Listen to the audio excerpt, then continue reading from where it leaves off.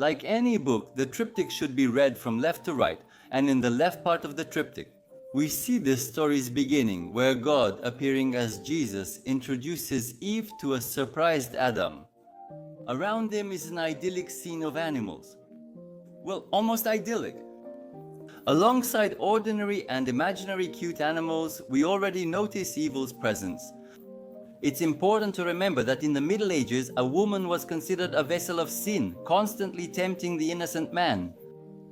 Here Bosch hints at the onset of decay, as if Eve's appearance opens paradise to demons. Strange dark creatures crawl from the pond at Adam's feet and start opposing paradise's inhabitants. The inhabitants are currently winning. But pay attention, here we see birds devouring evil, and this will have major consequences. There's a demon swimming in the pond, which on the surface looks like a nun reading a book, but underwater, it's a fish. But he can't manage to hide his long duck bill. Demons in Bosch's works typically blend human and animal traits, and soon will witness a horrifying transformation overtaking humanity. Around the pond at the top we see animals peacefully grazing and a pink fountain, but even here evil is already lurking. Right in the center of the fountain sits an almost unnoticeable owl. In the Middle Ages, the owl was seen as devilish due to its nocturnal habits. And so, in the very center of the pink fountain of life, evil has settled. The fountain's bottom is already blue, and strange dark creatures are crawling out of the pond on the right. It's happening at the top too. Here we see birds that are all white at first, but gradually make their way through a strange building and turn into a huge flock of black-feathered birds. The blackbirds represent sin, with a flock of sins pouring from paradise into the world, just like the uninhabited one shown on the cover. And now we'll see where our little birds went. We move to the central part and immediately find ourselves in the fields of unrestrained pleasures indulged in by naked men and women. The birds of sin have already arrived and started their dark work. Their tool becomes berries, with which they tempt weak-willed souls. The berry symbolizes empty pleasures. It is a bright, juicy, and attractive fruit, but one that cannot truly satisfy hunger. And now we see a flock of birds lurking in the bushes on the left. And among them is the first hint of trouble, people who have turned deathly blue and can no longer live without the berries. They are completely colored in the same shade and greedily reach for the fruits that the cunning birds hold in their beaks. The same thing is happening on the main stage. Almost everyone here is busy eating berries, and almost everywhere there are birds still darting among the people, luring them with juicy fruits. And to leave us with no doubts, Bosch gives us a clue. A little higher up, we see creatures resembling mermaids who are catching fish with berries. They've already caught one and put it on a stringer, while the second is just reaching for the juicy fruit. In other words, Bosch reveals to us a picture of temptations hunting for human souls and human faith. I searched for interpretations for a long time, because none of the sources can come to a firm conclusion about what the fish symbolizes in Bosch's paintings. But it seemed to me most likely that the fish is a symbol of Christ. This is a well-known acronym formed from the first letters of Christ's name, Ichthys, Jesus Christ, Son of God, Savior, which has an established logo in the shape of a fish. And then the scene of catching a fish with a berry immediately becomes clear to us, promising pleasure in exchange for faith. This also explains the fish that lies unnoticed at people's feet, or the one that a person is carrying here, or the people a bit higher up. Also, in the third part of the triptych, which describes there are no fish, it seems to me, in the image of a fish. The wax shows us that virtue is still among these naked souls, but they turn away from it, attracted by the juiciness of the meaningless things around them. And this is understandable because some berries are so big and tempting that it's very hard to resist them, and they are capable of seducing entire groups of people at once. Here are the people almost entirely consumed by the berries, now prisoners of their own idleness, unlikely to ever escape. This loving couple is of particular interest. They aren't eating anything and are in a sort of glass bubble, cut off from the rest of the world. And it might seem that everything is fine with them, but that's not the case. Beneath them, we see someone completely absorbed by the berry and temptation, maybe a neighbor or friend. A shoot grows from his body, ending in a berry. and it has already penetrated into the lover's sphere, and the protective barrier of love has started to crack. This is an allegory for how people, once infected by sin, become its carriers themselves, pushing their loved ones down a slippery path. It's a great image, isn't it? We immediately notice the birds no longer need to do their dark work. People have already picked up the baton, pushing their neighbors toward empty pleasures, leading them astray from the true path. Bosch plays with this theme many times. Here is a woman luring a man from her house with berries. Here is a couple, already completely consumed by sin, handing out a branch with a berry, which a crowd of people hungrily grabs. And also look at the people in groups. They are always whispering something to each other. Whispering symbolizes temptation and deception. Once deceived, people whisper seductive words to others. Humanity is irreversibly infected with sinfulness, says Bosch. In the center, people wildly dance while riding animals. Art historians often say that this circle represents the zodiac circle as a reference to astrology, which at that time was considered a heretical science.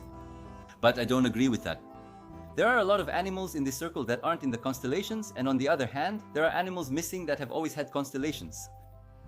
This likely illustrates a transition, a bacchanalia, where people merge with animal urges, turning into demons.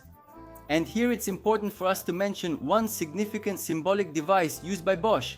When something is turned upside down, it takes on the opposite meaning. A jug of water on the table is a symbol of a full soul and home, but when it's upside down, it's a symbol of heresy. A funnel is a symbol of healing, but an upside down funnel is a symbol of charlatanism. A book in a person's hands is a symbol of enlightenment, but on the head, it's a symbol of hypocrisy. In the same way here, the wild round dance moving counterclockwise is like an endless process of reverse development, degradation. The souls riding the animals will soon merge with them, turning into demons and acquiring their worst traits: clumsiness, stubbornness, hard-headedness, and aggressiveness. And here too there are berries. They are on the deer's antler, like bait. The riders themselves carry them, and birds are lured by them. But even here, look, the fish are still with them. In the center of the composition there's a pond again, which is quite curious. In the center of the pond there's a group of women. White birds are circling above them. I think they symbolize innocence. These women don't eat berries, don't ride animals. They're surrounded by temptations, but the water's surface still protects them from the madness happening around them. But trouble is already near. A bird offers them a berry, tempting some. Nearby a woman climbs out of the water. And here, a group of women has come to the edge and is thinking about the berries. The berries on their heads represent sinful thoughts that have not yet turned into actual sin. One of them has already taken the berry and is about to eat it. Bosch shows that people indulging in wild pleasures will not only fall themselves but also drag innocent souls down with them. And at the very top we see a bluish fountain. Bosch makes excellent use of color coding, and he shows the transition into sinfulness by changing the color from pink to dark blue. And here in the center, we already have a completely blue cracked fountain from which 4 streams branch out, infecting the surrounding space. And at its very heart, we see the only hint of sex in this painting. A man reaches his hand toward a woman's lap, apparently offering her adultery. And on the right, we see a butt. I have a suspicion that a butt, for Bosch, symbolizes homosexuality. I'll illustrate this for you with a scene from the hellish part of the triptych, which we'll get to soon. These same blue, meaning already succumbed to sinfulness, butts we see in the scene with the strange shell that people are climbing into. But in general, a hollow egg-shaped object symbolizes false faith or an empty soul. So look, here a group of people climbing into the empty egg means that they have lost their way. They've hit a dead end, there's no road ahead, but they still keep going in there. We'll see this same technique in hell as well. But not all egg-shaped forms are broken on Bosch's triptych. In this part of the painting, there's one egg that's very hard to notice. Here it is. It's being carried by riders, and we might not have noticed it if Bosch hadn't placed it right in the center of the composition. And this points to the great importance of this symbol, the symbol of the fullness of life, faith, and hope for redemption, which always exists until the time of hell comes.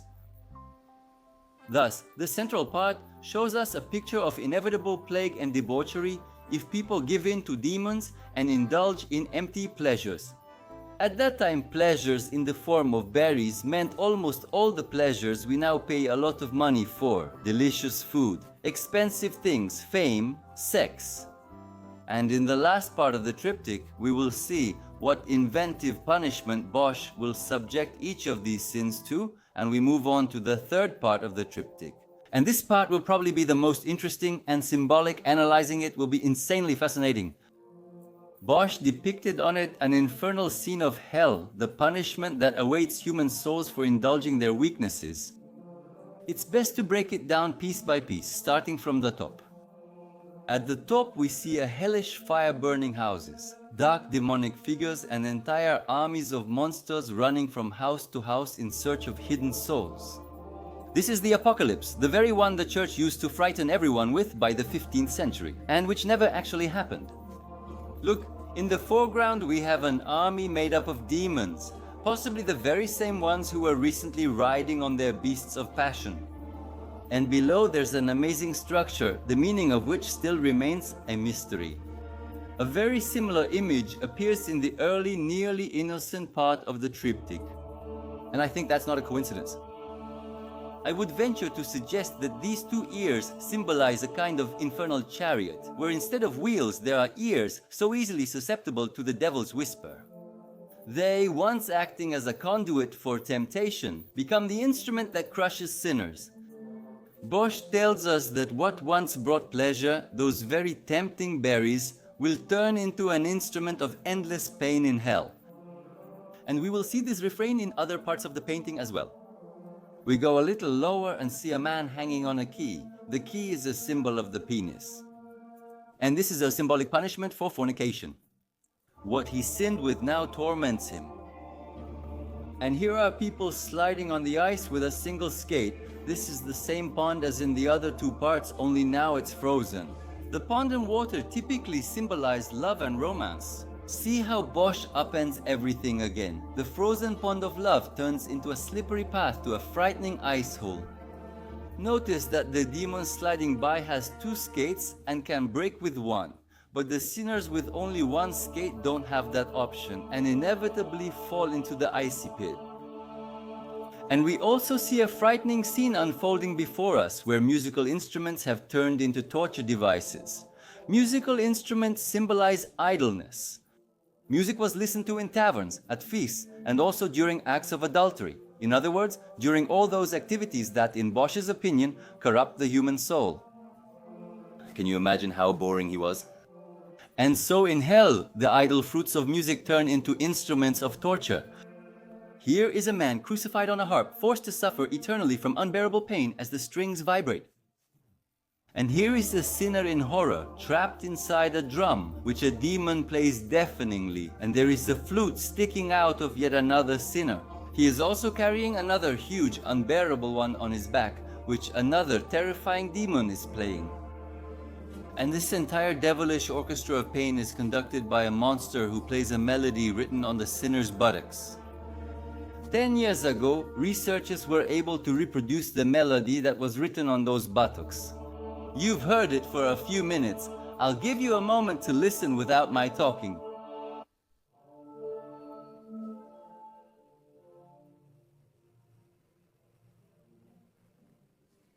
Let's move on. And in the lower left part, we see the punishment for gambling. Here is a person nailed to a board with the demon of gambling looming over him. It's marked on his back. The person's hands are nailed, and he, remaining forever under the power of the desire to place a bet, will never be able to do it. We see here cards, dice and backgammon, which were the most popular in the Middle Ages. And here are two armored dogs eating a person. What do you think this could be? In the Middle Ages there was a saying, 2 dogs, 1 bone. It was said when two people wanted the same thing. You've likely guessed this is the sin of envy, now eternally consuming the envious in hell. And in the lower right corner, there is a very symbolic scene. Here we see a pig demon dressed as a nun, whispering something to a person. On their knees, he received an indulgence from the church during his life, which clearly didn't work. Indulgences look just like this. The number of seals indicated the number of people redeemed from hell. Here only 2 people are both terrified. And I think these are greedy clergymen, doomed to the pointless purchase of hope for salvation that will never come, again and again. And we are left with the 2 most interesting scenes. First, let's take a close look at the bird demon, with a pod on his head, who sits on a throne with his feet stuck in jugs and devours people. Notice that black birds are flying out of the sinner's backside, clearly hinting at the place of sin. I tend to think that Bosch is once again talking about homosexuality here. We can see that these are men.